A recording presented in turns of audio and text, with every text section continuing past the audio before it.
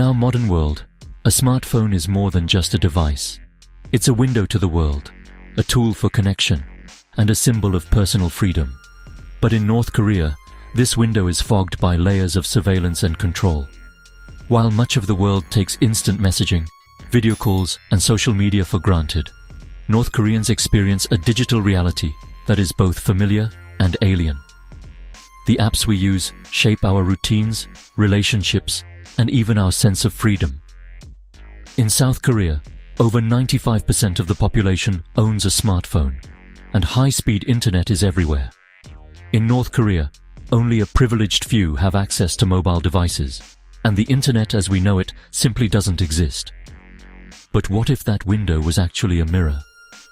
What if every tap, swipe, and message was reflected back to unseen eyes? What if the apps designed to connect you were secretly built to watch you? Experts call this phenomenon the digital ghost. Software that mimics normal apps, but is haunted by hidden surveillance code. In North Korea, a nation sealed off from the global internet, a strange digital world has emerged. Instead of the open web, citizens access a tightly controlled intranet called Kwangmyeong, where every website is approved by the state. The state has developed its own ecosystem of smartphone apps that mimic those in South Korea, but with a twist. These apps look familiar: messaging, news, games. But their true purpose is far more sinister. This isn't innovation. It's imitation as control, using the illusion of modernity to tighten the regime's grip. As one defector put it, "You feel like you have the world in your hand, but really, the world is watching you." North Korean apps promise convenience, but are embedded with surveillance and social engineering. According to a 2022 report by Amnesty International, every device is preloaded with monitoring software that logs keystrokes, takes screenshots, and can even remotely activate microphones. Through the eyes of defectors, we see the stark difference between apps that serve users and those that serve the state. One former North Korean IT worker recalls, "We were told to make apps look friendly, but their real job was to report everything back to the authorities." In South Korea, apps are gateways to self-expression and community. In North Korea, they are silent informants, tools for the state to monitor, manage, and manipulate. In this digital landscape, freedom is an illusion, carefully crafted, but ultimately hollow. The digital ghost lingers in every device, reminding users that privacy is a privilege they do not possess. Technology is never neutral. Its purpose is defined by its creators. In North Korea, every line of code is written with the regime's interests in mind. In North Korea, technology is a tool to monitor, manage, and manipulate, not to empower. The digital ghost in the machine is always watching, reminding every user that in this world, the illusion of freedom is just another form of control. In South Korea, technology is woven into daily life, especially for women and families. From the moment the sun rises, many women reach for their smartphones, checking overnight messages, reading news, and planning the day ahead. Grocery delivery apps like Market Kurly and messaging platforms like KakaoTalk streamline busy routines. Ji-eun, a working mother in Seoul, shares, "I order groceries on my way to work, so I have more time with my kids in the evening." This digital convenience is now a cultural norm. Online communities help mothers coordinate school events, share advice, and support each other. "We organize everything through our group chat," says Minseo, another mother. "It's faster than calling, and everyone stays in the loop." Banking, bill payments, and appointments are managed from a smartphone, making domestic life efficient. Compared to countries where paperwork and in-person visits are still common, South Korean women enjoy a level of digital convenience that's among the world's best. Social media and wellness apps empower women to express themselves and track their well-being. Hae-jin, a university student, says, "I use apps to monitor my health and manage my study schedule. It keeps me motivated and connected to my friends. These apps are more than utilities. They're a lifeline, enabling participation in the economy, education, and community." During the pandemic, remote work and online learning became the norm, and women adapted quickly, often leading the way in digital literacy. For South Korean women, digital tools foster connection, efficiency, and empowerment. In contrast, women in many other countries still rely on face-to-face meetings or paperwork for daily tasks. Being disconnected is almost unimaginable in this hyper-connected society. Social trends like digital moms and online influencers shape how women share their routines and support each other. Technology here is a source of autonomy and support, not control. Even older generations are joining in, with daughters teaching mothers and grandmothers how to stay connected. In South Korea, digital life is not just about convenience, it's about community, empowerment, and cultural identity. Imagine a smartphone that can't connect to the internet, no Wi-Fi, no mobile data, just a device cut off from the rest of the world. For millions in North Korea, this isn't a thought experiment, it's daily reality. Smartphones are common, but their capabilities are tightly restricted by government policy. The only digital network available is Kwangmyong, a closed intranet isolated from the global internet. It hosts a limited selection of websites and apps, all monitored and approved by the state. There's no access to Google, Instagram, or any global app store. Instead, users see a sparse grid of government-approved apps, each one carefully vetted to prevent exposure to outside information. Apps aren't downloaded over the air. Instead, they're installed manually at licensed electronics stores, where technicians load software directly onto devices. This process ensures that only state-sanctioned apps make it onto users' phones. The app selection is basic: dictionaries, recipe books, simple games, and educational tools. All are designed to work offline or within the boundaries of Kwangmyong, with no real-time updates or external communication. This walled garden is a deliberate strategy of control. The government's policies ensure that every digital interaction is monitored and that the illusion of modernity is maintained without risking exposure to foreign ideas or information. For users, the experience is a mix of novelty and frustration. Smartphones offer entertainment and distraction, state news, propaganda videos, and simple games, but lack the connectivity and freedom found elsewhere. Unlike global app ecosystems, where apps are dynamic and interactive, North Korean apps are static and self-contained.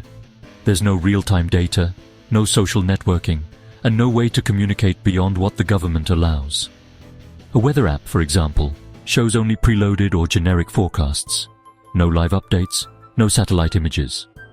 News apps display only state-approved articles, reinforcing official narratives and blocking any outside perspectives. Many users describe the digital world as repetitive and uninspiring. With no way to access new content or connect with others, boredom is common, and curiosity is stifled.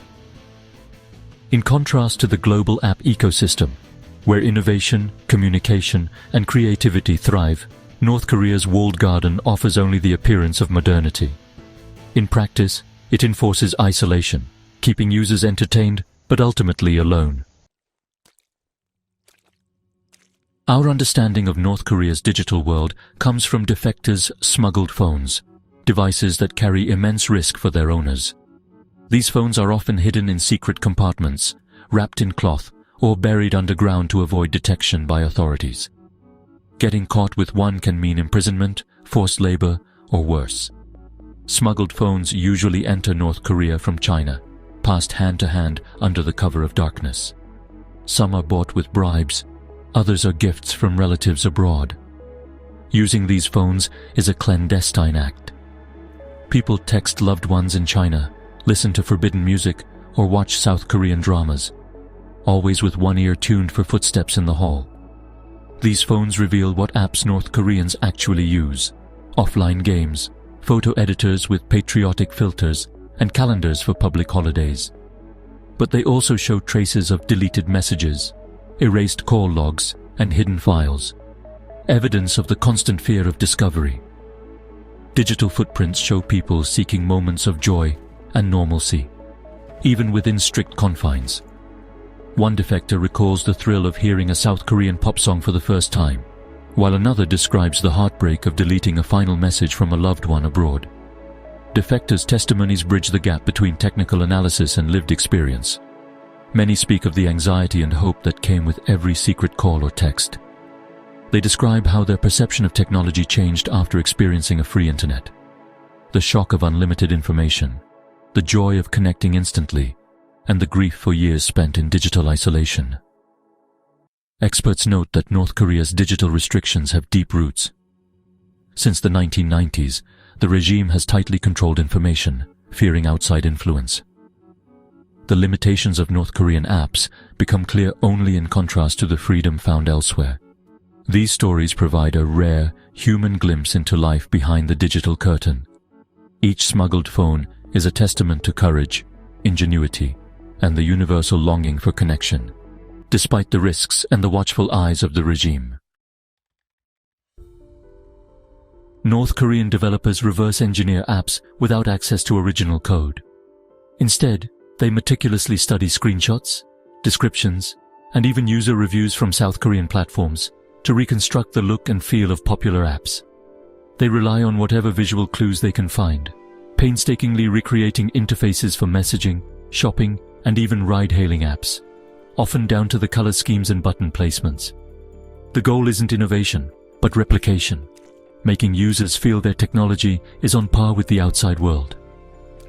For example, North Korea's Mirai Messenger app closely mimics South Korea's KakaoTalk, but lacks real-time chat and stickers. Functionally, these apps are hollow shells. A North Korean ride-hailing app, for instance, displays a map and car icons, but can't actually summon a ride. A food delivery app might show restaurant names and pictures, but can't process orders or payments.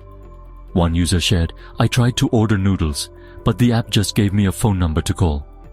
Tapping buy leads to a phone number, not a transaction. Another user said, "It looks modern, but it's just for show. Nothing really works."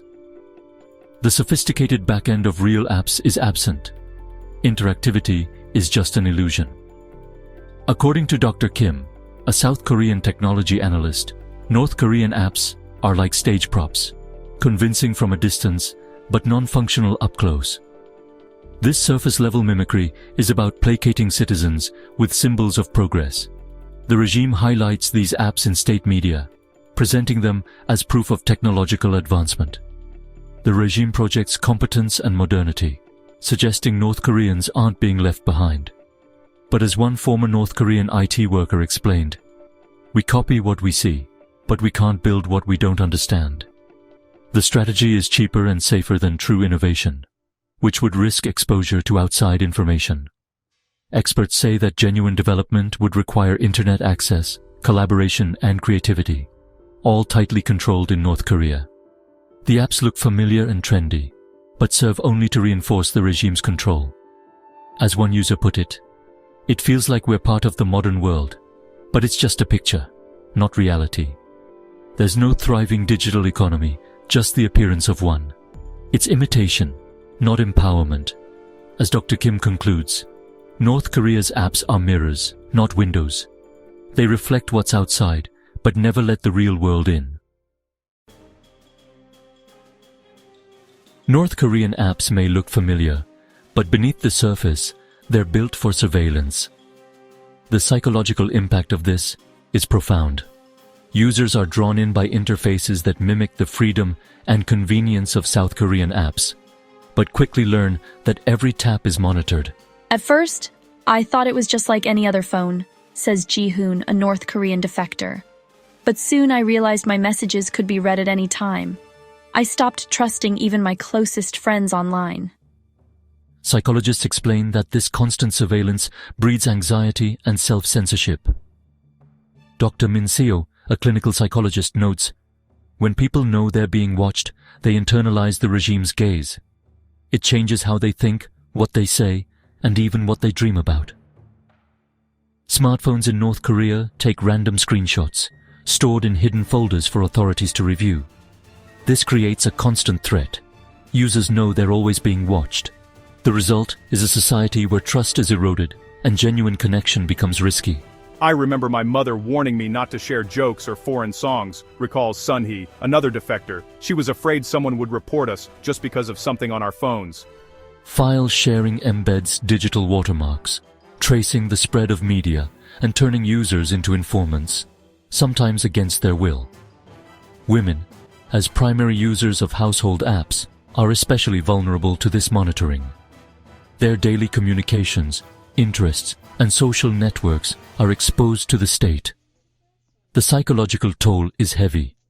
Many women report feeling isolated, unable to confide even in family members. It's like living with invisible chains, says Dr. Min. You're always second-guessing yourself. I stopped using certain apps altogether, says Hyan, a former teacher. I was afraid for my students, afraid for myself. The apps were supposed to help us, but they became tools of fear. The tools that offer convenience also serve as invisible chains, binding users to the regime's watchful eye. These apps aren't for the user's benefit. They're instruments of social engineering. By making apps appealing, the state encourages adoption, then uses them to monitor and control. The friendly interface masks a powerful mechanism of control. It's a chilling example of technology used to reinforce authoritarian power, where the most familiar screens can become the most effective prisons. For defectors, their first real smartphone experience in South Korea is a revelation. Many describe it as a moment that changes everything, a sudden, overwhelming sense of possibility. Park Soo-jin, a recent defector, described her amazement at seeing a live map app, her location moving in real time. She broke down in tears during her first video call with her sister, separated for years by the border. In North Korea, her map app was just a static image. In Seoul, she felt truly present for the first time. It was like stepping into the real world, she said, her voice shaking. This discovery brings excitement, wonder, and a sense of betrayal, realizing the apps back home were a lie. Some laugh, some cry, and some sit in stunned silence, processing the truth. E-commerce apps were just picture galleries. News apps were propaganda. Experts say this digital awakening can be both liberating and traumatic. Some defectors felt anger learning their file-sharing apps were designed to track them, not connect them. It's a violation of trust, says a cybersecurity expert. It's not just about technology, it's about control. The freedom of choice is staggering. Dozens of apps for every need, reflecting a society built on creativity and competition. For many, it's the first time they can choose for themselves. For those used to single state-mandated options, this abundance is a symbol of liberty. Now I can dream, one defector says, eyes shining. The difference between North and South isn't just technology. It's the freedom to connect, learn, and choose. Experts believe that every defector who experiences this freedom becomes a beacon of hope for those still inside. North Korea's mimic apps offer only the illusion of modernity. But the desire for true connection is growing, even in the shadows. Defectors' stories show there's no substitute for real freedom. Their courage inspires others to seek the truth. The true divide is between a life in a cage and a life with limitless horizons. Each new connection is a step toward hope. Technology, in the end, is about the possibility of choice and the human need for connection. For North Korean defectors, every swipe, every call, every message is a small act of freedom and a glimpse of a brighter future.